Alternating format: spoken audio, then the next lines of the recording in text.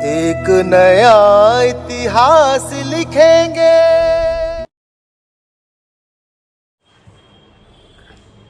साथियों नमस्ते, मैं हूं ज्ञानेश वाकुड़कर। आप देख रहे हैं लोक जागर इंडिया चैनल और आज हम खुल्लम खुल्ला बात करेंगे एक अलग विषय पर। साथियों, कल के वीडियो में मैंने बोला था आपको कि ये मेरा वीडियो नहीं देखा तो भी चलेगा, आपका टाइम वेस्ट मत करिए, ऐसा बोला था। लेकिन अच्छी तरह से रिस्पॉन्स दिया है, आप लोगों ने देखा भी है और अच्छे पैमाने पे देखा है। लेकिन आज के वीडियो में मैं आपको ये रिक्वेस्ट करूंगा, बार बार रिक्वेस्ट करूंगा कि ये वीडियो आप पूरा देखिए। आपने देखना चाहिए, सुनना चाहिए, चर्चा करनी चाहिए, लोगों को भेजना चाहिए। इस पर आपकी क्या राय है ये मुझे बतानी चाहिए। आपका समझ जाएगा? बिल्कुल नहीं जाएगा। आपको गुस्सा आए तो मुझे 2 के बदले 4 गालियां दीजिए, इसमें मुझे कोई बुरा नहीं लगेगा। लेकिन मैं ये चाहता हूँ कि मेरा जो ओपिनियन है, मेरा जो कहना है वो आपके कानों तक जाए, आप सुने, आपके मन में जाए, फिर आप विचार करें और चिंतन करें। और विचार चिंतन करने के बाद में जो भी तय करना है वो आप करिए, क्योंकि निर्णय आपका है, देश आपका है, भविष्य आपका है, आने वाली पीढ़ियां आपकी है। जो भी होगा सबको भुगतना पड़ेगा।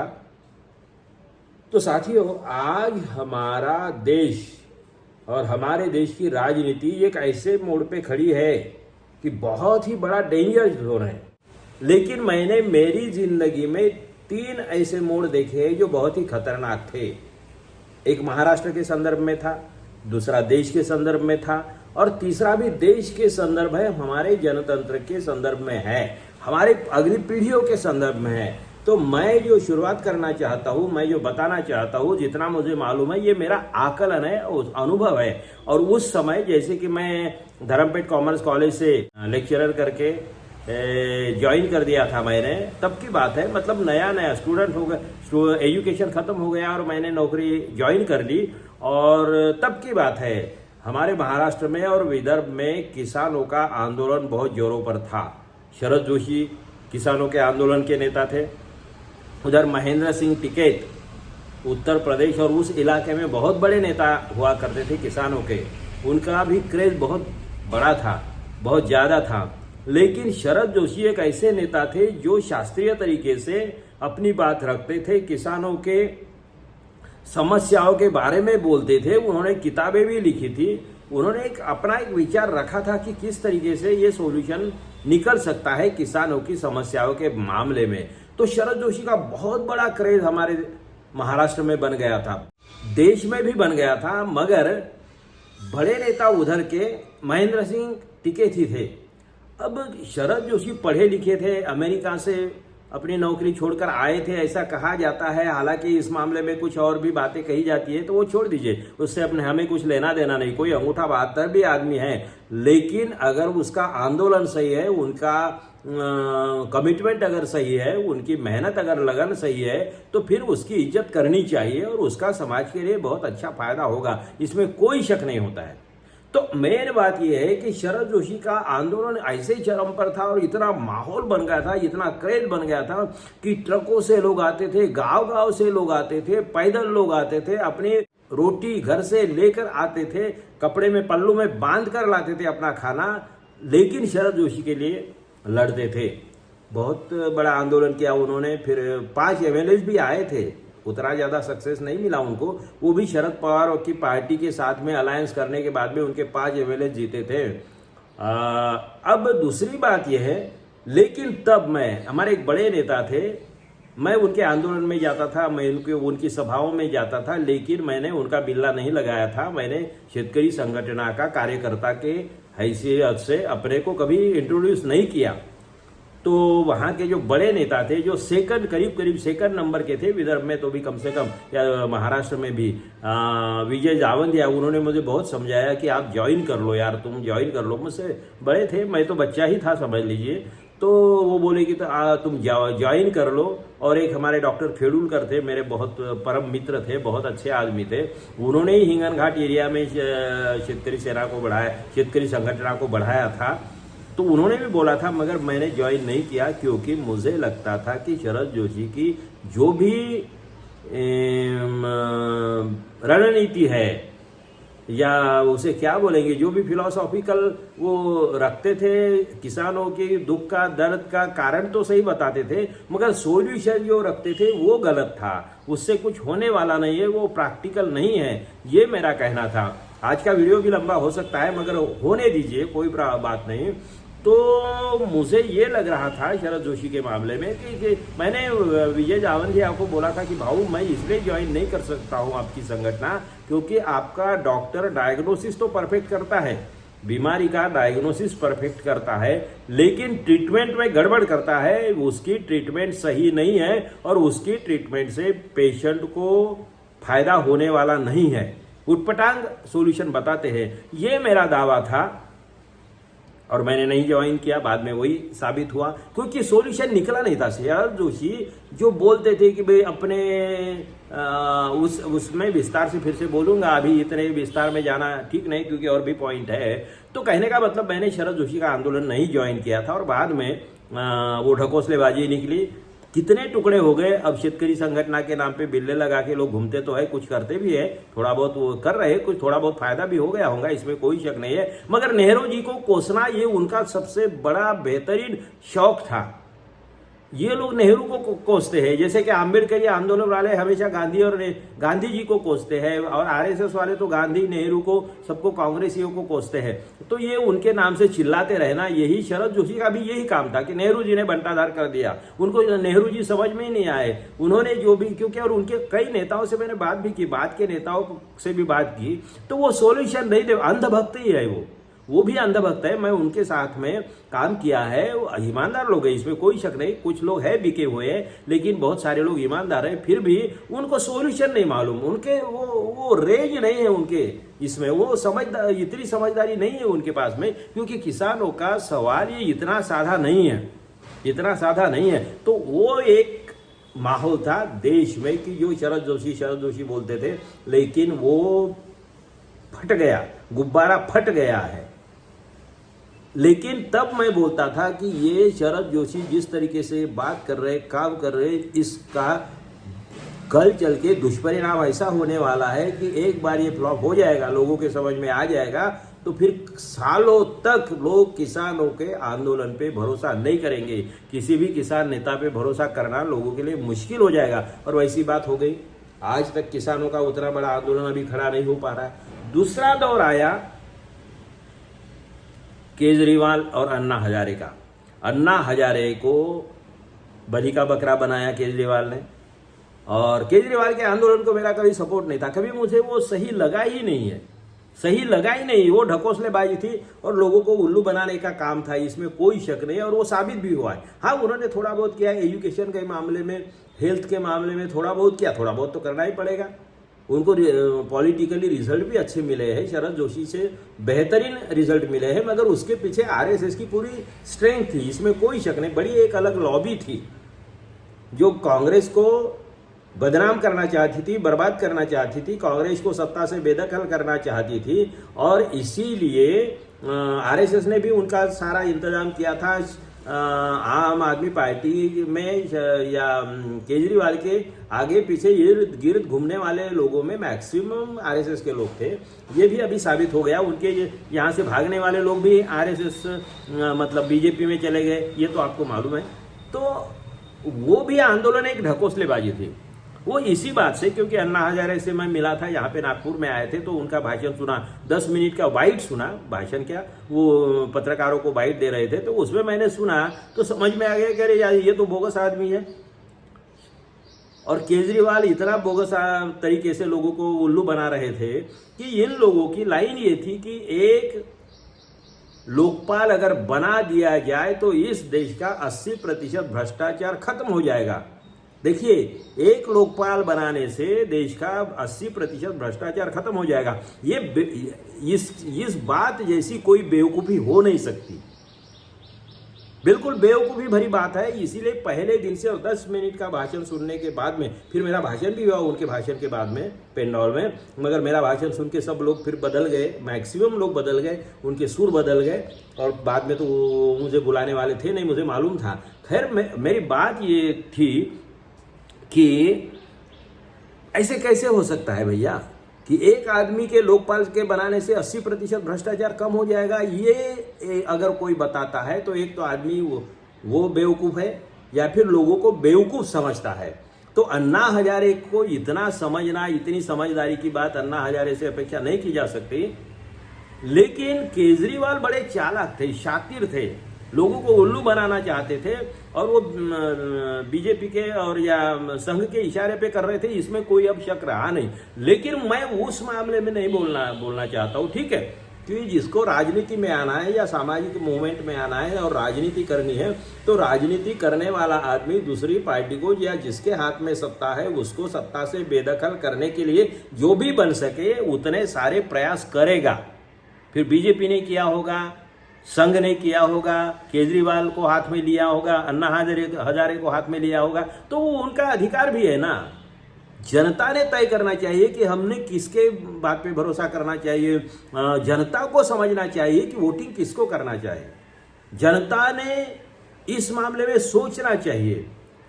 तो मेन बात यह है कि अन्ना हजारे और केजरीवाल लोगों को उल्लू बना रहे थे और इसीलिए मेन बात मैं जो बता रहा हूँ वो उस समय मुझे वो आंदोलन इतना बड़ा हुआ, शरद जोशी का बहुत छोटा था उसके कंपैरिजन में। ये जो दूसरा डेंजर जोन जो आया, देश हमारा डेंजर जोन में जो गया था, मैं 3 डेंजर जोन के बारे में बोल रहा हूँ, तो ये जो दूसरा डेंजर जोन था तो उसमें देश के बाहर भी अन्ना हजारे, मैं भी अन्ना, वो टोपिया और क्या क्या, और उसको महात्मा की पदवी दे दो करके एक ढकोसलेबाजी को, यानी एक छोटी सी बात अब छोड़ दीजिए, लेकिन क्या इतना बड़ा आंदोलन, इतना बड़ा माहौल बना दिया था देश दुनिया में कि महात्मा गांधी के बाद में बस अन्ना हजारे ऐसा ही लग रहा था लोगों को उस समय में। फिर बाद में इस आंदोलन से एक नई पार्टी बनी जिसका नाम है आप। तो आम आदमी पार्टी बनाने के बाद में मैंने इनका समर्थन भी किया, समर्थन बोले तो अभिनंदन किया था। मैं समर्थक तो था नहीं केजरीवाल का, लेकिन अभिनंदन इसलिए किया कि हाँ ये सही है कि चलो आप पॉलिटिक्स में आ रहे हैं, पार्टी बना रहे हैं, आप अपने हाथ में सत्ता लेके फिर देश में रिफॉर्म करना चाहते हैं, तो बहुत बड़ी बात है, आपको शुभकामनाएं। लेकिन मैं उनके साथ में जाने का कोई सवाल नहीं था। लेकिन मैं जो बता रहा हूँ वो ये बात है कि मुझे उस समय में महाराष्ट्र के से कई बड़े बड़े एडिटर्स लोगों ने, कई बड़े बड़े मूवमेंट वाले लोगों ने मुझे बोला कि वाह सर आप आम आदमी पार्टी ज्वाइन करिए, उनके साथ में चले जाइए, महाराष्ट्र में उनके पास में इतना कोई बड़ा आदमी है नहीं और आपके पास में भी अभी कोई डायस है नहीं, तो चलो उनकी भी एक सुविधा हो जाएगी कि आप जैसा आदमी उनको मिलेगा और आपको भी एक डायस मिलेगा, तो ये बहुत अच्छा हो जाएगा, महाराष्ट्र में चित्र बदल सकता है। ये उनकी भावना थी। अब छोड़ दीजिए वो शायद ये, लेकिन ये बड़े बड़े लोग थे, बड़े लोग थे, चिल्लर लोग नहीं थे, या मामूली कार्यकर्ता की बात नहीं कर रहा हूँ, बड़े बड़े लोग, बड़े बड़े पेपर के संपादक वगैरह थे इसमें। तो उन लोगों के और कई लोग उनके पीछे अन्ना अन्ना अन्ना और लोकपाल लोकपाल लोकपाल जैसी बेवकूफ संकल्पना किसके मन में आई मुझे नहीं मालूम। अभी की बात, पुरानी कोई किसी लोकपाल की और उसके पीछे की कई थियरी होंगी तो वो बात अलग है। मैं केजरीवाल के लोकपाल की और अन्ना हजारे की लोकपाल की बात कर रहा हूँ। ये बिल्कुल ढकोसलेबाजी थी, बोगसगिरी थी। लेकिन कई बड़े बड़े लोगों ने मुझे बोला था, अरे आप जाइए, तब भी मुझे यकीन था कि ये बकवास बात है, इसलिए मैंने उनको बोला कि कोई मतलब नहीं है।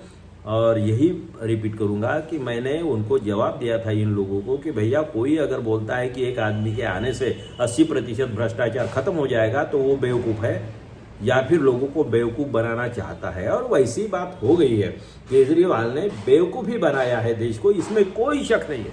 हाँ ठीक है, उन्होंने छोटे मोटे 2 काम किए हैं एजुकेशन और इसके मामले में, लेकिन बाद में देश के साथ में धोखा ही किया है उन्होंने, इसमें कोई शक नहीं। खैर, अब ये 2 दौर तो गुजर गए हैं, 2 दौर गुजर गए हैं। केजरीवाल सुधर भी सकते हैं, कोई बात नहीं, अच्छी बात है, अगर सुधर जाए तो कोई स्वागत ही करना चाहिए। अब तीसरी बात जो है, मैं अभी तीसरे दौर से हम जो गुजर रहे तो वो है मोदी शाह और राहुल गांधी, इनके संघर्ष का दौर है। जिस तरीके से मोदी शाह ने इस देश को अपने कब्जे में ले लिया है, जिस तरीके से अपने खूनी इरादे जाहिर किए हुए हैं, जिस तरीके से इन्होंने संविधान को तोड़ मरोड़ कर रख दिया है, हमारा संविधान बोलने वाले जो भी लोग हैं, कोई संविधान बचा नहीं है अभी। क्योंकि संविधान बचेगा कैसा, क्या किताब में होता है संविधान? संविधान न्यायपालिका में होता है, संविधान विधायिका में होता है, संविधान आपकी जो पत्रकारिता में होता है, संविधान आपके एजुकेशन सिस्टम में होता है, संविधान आपका यूनिवर्सिटीज में होता है, संविधान आपकी अन्य संस्थाओं में होता है। तो यहाँ कहाँ बचा है संविधान? या तो खात्मा कर दिया है, खत्म कर दिया है, बर्बाद कर दिया है, तहस नहस कर दिया है, खून कर दिया है, मर्डर कर दिया है, सामूहिक एनकाउंटर कर दिया है। और हम लोग या फिर मोदी शाह को मानने वाले लोग मोदी शाह के प्यार में, और कुछ लोग स्वार्थ में जो कांग्रेस से भागे हुए लोग हैं बीजेपी में, उन जैसे भ्रष्ट लोग, क्योंकि ये भ्रष्टाचारी है, ये बदमाश लोग हैं, देश के दुश्मन है, ये देश के साथ गद्दारी करने वाले लोग हैं। अंग्रेजों के फेवर में जो कुछ लोग उस समय में थे ना, बीजेपी संघ वाले, उसी से भी बदतर लोग ये है कांग्रेसी, जो इधर सा का खाया हुआ है इतना सारा और देश के साथ में गद्दारी कर रहे हो और बीजेपी और संघ के आगोश में जाके बैठ गए हो, मोदी शाह के जूते चाट रहे हो। ये बहुत ही बुरे लोग हैं, बहुत ही खतरनाक लोग हैं, देश के दुश्मन है ये लोग। लेकिन अब दौर और जो लड़ाई है अभी चल रही, वृत्तपत्र वाले तो, पेपर वाले तो इतने घटिया है, इन्होंने तो कोठा बना दिया है। न्याय व्यवस्था में भी ऐसे कई कोठे वाले बैठे हैं। तो खैर छोड़िए, मेन बात अभी हम तीसरा जो ये आया है डेंजर जोन जो है, अभी जिस डेंजर जोन की बात कर रहे हैं, तो उसमें राहुल गांधी इस फाइट में अकेले लड़ रहे हैं।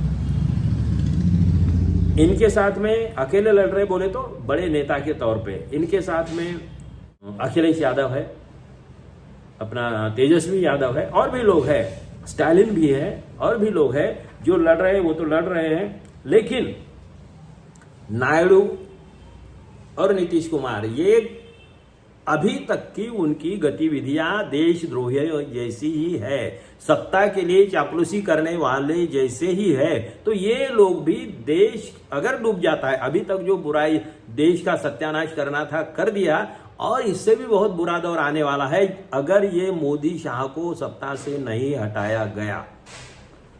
तो सत्ता से हटाया जा सकता है क्या? हो सकता है क्या? इतनी ताकत है क्या लोगों में? तो हो सकता है। फिर गांधी का दौर आएगा, आया है। महात्मा गांधी के बाद में राहुल गांधी। यही देखिए, नेताओं की जो सही प्रैक्टिकल नेता, जमीन पे काम करने वाले, कुछ नेता ऐसे होते हैं कि जो हमें सामाजिक प्रबोधन करते हैं, दिशा निर्देश करते हैं, प्रैक्टिकली वो राजनीति में उतने सक्सेसफुल नहीं होते हैं। जैसे महात्मा फुले का एक नाम ले सकते हैं हम, बाबा साहब आम्बेडकर का नाम ले सकते हैं हम, शाहू महाराज ने कुछ कर दिखाया, वीपी सिंह का भी एक नाम लेना पड़ेगा। जैसी राजनीति में उनको चांस मिला, उन्होंने मंडल आयोग का स्ट्रोक मार दिया। मायावती भी सत्ता में थी, मगर वो बाकी कुछ कर नहीं पाई। वो अपने पुतले बिठाने में और हाथी के पुतले बिठाने में और कुछ लोगों को गालियां देने में और धन इकट्ठा करने में और अपने ही कार्यकर्ताओं को गुलाम जैसे ट्रीटमेंट देने में ही उनको जरा बड़ा ये लगता था। बहुत ही उनको लगता था कि मैं बहुत बड़ी बन गई। तो ये मानसिक विकृतियां हैं। आम्बेडकरवाद के नाम पे ये मानसिक विकृतियां फैलने वाले और प्रोटेक्ट करने वाले कई लोग हैं इसमें। तो इसमें पासवान भी है। कांशीराम का नाम एक अलग नाम लेना चाहिए, क्योंकि उन्होंने बाबा साहब के बाद में कांशीराम ने कुछ हद तक अच्छा काम किया, इसमें कोई शक नहीं है। अम्बेडकरवाद तो आज के हालात में तो इतने टुकड़ों में बटा हुआ है कि अब वो जिंदा है या नहीं, यही सवाल है। अब कल चल के उसको रिवाइव कर किया जा सकता है, कोई अच्छा नेता आएगा। लेकिन आज तो कोई नेता वेता मुझे दिखते नहीं। माफ करना, बुरा लगे तो माफ कर देना, वो आपका चॉइस है। लेकिन मैं बता रहा हूं, आज हम जिस दौर में खड़े हैं, राहुल गांधी मोदी शाह के खिलाफ में एक लड़ रहे हैं और ये बहुत बड़ा डेंजर जोन है। इस मोड़ पे अगर मोहन भागवत संभल नहीं जाते, संघ के लोग संभल नहीं जाते, संजय जोशी संभल नहीं जाते, गडकरी संभल नहीं जाते, अपनी गलतियों का एहसास नहीं होता है उनको, और अभी भी अपनी विकृतियों में ही वो स्वर्ग ढूंढते और खुशियां अगर मनाते रहे, तो इस देश का सत्यानाश इस तरीके से हो जाएगा, ये बर्बाद हो जाएगा, देश के टुकड़े टुकड़े हो जाएंगे। हो सकता है साउथ में कुछ टुकड़े हो जाए। और फिर वो जाट लैंड की तो बात की है किसी ने, वो किसी का वीडियो भी देखा मैंने शेयर भी किया था। कि अगर हिंदू राष्ट्र की घोषणा यहाँ पे होती है तो किसी ने बोला कि हम भी जाट लैंड का ये ऐलान कर देंगे, घोषणा कर देंगे, तो इस देश के टुकड़े टुकड़े हो जाएंगे। और हालांकि संघ वाले लोग यही चाहते हैं, संघ वाले लोगों का सपना यही है, मोदी का सपना वही है, शाह का सपना, शाह तो खैर वो कोई इतने विचारक या कोई है नहीं, वो तो तड़ीपार आदमी है, उससे क्या अपेक्षा करेंगे आप लोग। तो वो छोड़िए, मेन बात ये है कि इस डेंजर जोन में हम लोगों को अगर हमारे यानी जान की कुर्बानी देने के लिए तैयार होकर कोई नेता लड़ रहा है तो वो राहुल गांधी है। और राहुल गांधी का साथ देना, अब ये जो चंद्रबाबू नायडू और ये जो नीतीश कुमार, ये लोग तो कब क्या करेंगे कोई भरोसा नहीं है इन लोगों का। ये तो बिके हुए लोग हैं। चलो अगर उनको सद्बुद्धि आ जाए, कुछ होश में आ जाए और कुछ करे तो ठीक है, देखेंगे। लेकिन भागवत की जिम्मेदारी बहुत बड़ी है। और अभी जो भी कैलकुलेशंस कर रहे हैं लोग, वो बोल रहे हैं कि नहीं ये सरकार नहीं गिरेगी, ऐसा होगा वैसा होगा। भागवत इस सरकार को गिरा सकते हैं। नितिन गडकरी में थोड़ी भी मर्दानगी, थोड़ी भी इंसानियत अगर बची हुई है, थोड़ी भी सत्सद बुद्धि अगर बची हुई है, तो वो इकट्ठा होके मोदी के सरकार को गिरा सकते हैं। 30-35 सांसदों की जरूरत है यार। उपराष्ट्रपति पद के चुनाव में 30-35 सांसदों का फिगर बहुत महीने पहले मैंने ही बोला था, और एक पत्रकार दोस्त के साथ में वो बात की थी, पर्सनल बात है उनके, और 2-4 हमारे साथी भी थे। तो उस समय उसके बाद में उन्होंने अपने वीडियो में बोला, और वही 30-35-40 का फिगर अभी चल रहा है, उसी के भरोसे पे है, उसी के भरोसे पे है।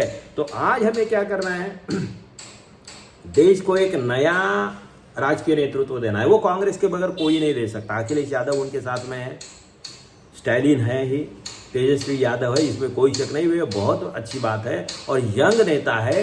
देश का भविष्य अगर बदलना है तो कांग्रेस के बाद में ये समाजवादी और फिर स्टैलिन वगैरह जैसे पेरियरवादी, ये लोग ही है। बाकी कोई किसी के तरफ भरोसा वगैरह करने की कोई बात ही नहीं है। इनके पास में नेतृत्व ही नहीं है, इनके पास में हाँ वोटर्स है। और जनता जो है फिर किसी भी जाति धर्म की हो, किसी भी पंथ की हो, किसी भी धर्म की हो, किसी भी नेता को मानने वाली हो, आम जनता अगर होश में रहकर मतदान करे तो चित्र बदल सकता है। बाकी ये वाद वो वाद वगैरह सब ढकोसलेबाजी है।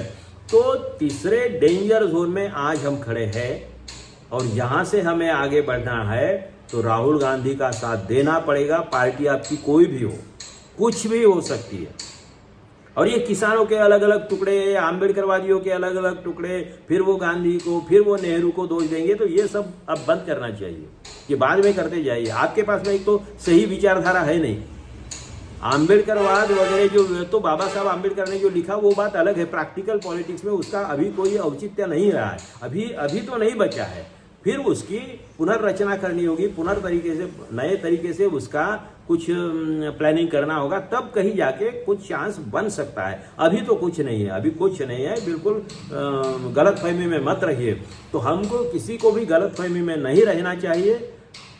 और आज हम जिस डेंजर जोन में खड़े हुए हैं, जिस टर्निंग पे खड़े हुए हैं, यहाँ से एक तो हम बच सकते हैं, देश को संवार सकते हैं, या पूरे तरीके से खाई में जाएंगे।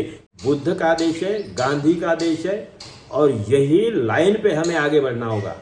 छोटी छोटी बातों को ज़्यादा भाव देने की ज़रूरत नहीं है। मतलब मेरी नाराज़गी, मेरी पर्सनल कोई महत्वाकांक्षा, इसको ज़्यादा भाव देने की ज़रूरत नहीं है। मैंने भी नहीं देनी चाहिए, किसी और ने भी नहीं देना चाहिए, नेताओं ने भी नहीं समझना चाहिए। जो इन टुकड़ों के लिए लड़ते रहेंगे उनको छोड़ दीजिए, के पीछे अपना टाइम वेस्ट मत करिए। नया नेतृत्व उभरने वाला है, उभर रहा है। नया नेतृत्व, नई फसल आ रही है भारतीय राजनीति में। नए दौर में हम खड़े हैं। नया भारत बनने वाला है, उसके लिए नए सिरे से कुछ सोचना होगा। कुछ लोगों ने सोचा भी है, लोक जागर अभियान ने भी कुछ सोचा है। हमारी ताकत बहुत छोटी है, हम मानते हैं, हम कोई बड़े नहीं हैं, लेकिन हम सोच रहे। जैसे कि मैंने शरद जोशी के मामले में बोला था कि वो गलत था, वो गलत ही निकला। जैसे कि मैंने ये अन्ना हजारे, और ये तो ताज़ा घटनाक्रम है, अन्ना हजारे और केजरीवाल, ये भी गलत निकला, ये निकलने वाला है। लेकिन मैं राहुल गांधी के मामले में बोल रहा हूँ कि इन सबसे सुलझे हुए नेता के रूप में, प्रैक्टिकल नेता में के रूप में अगर कोई है तो महात्मा गांधी के बाद में नेहरू जी वगैरह तो उन्हीं के साथ ही थे। नेहरू जी तो बड़ी बात थी, बहुत बड़ी हस्ती थी।